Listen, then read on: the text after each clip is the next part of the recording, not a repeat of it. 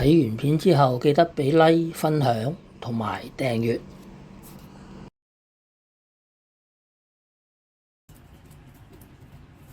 四季豆喺街市買返嚟之後，除去包裝，將四季豆平放，去頭去尾。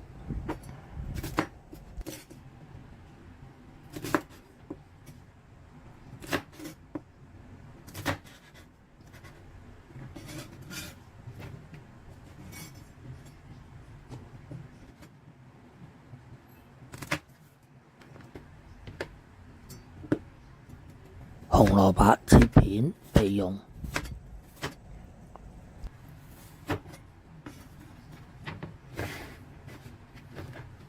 首先將蒜頭切為蒜蓉，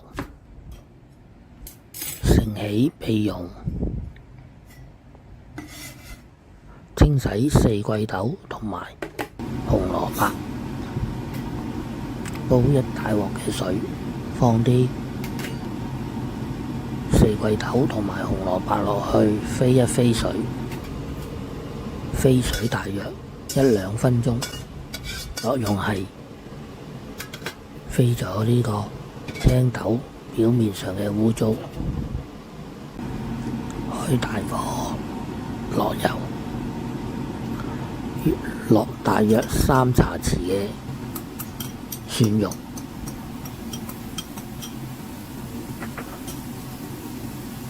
將蒜蓉爆香，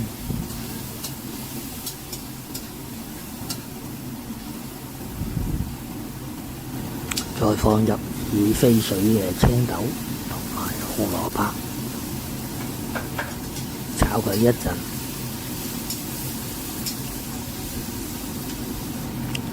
加入大約1碗清水。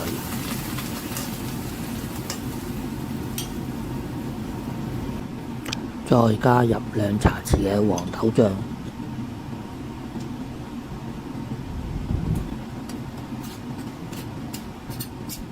將佢炒勻，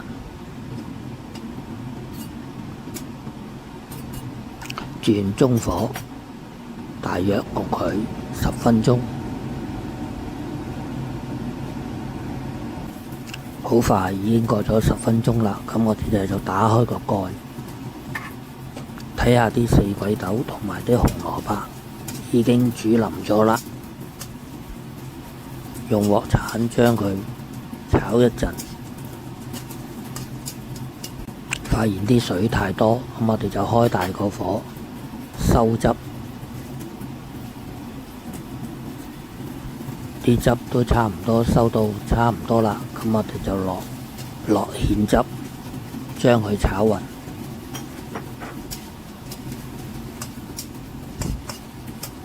咁樣就可以拔起佢啦。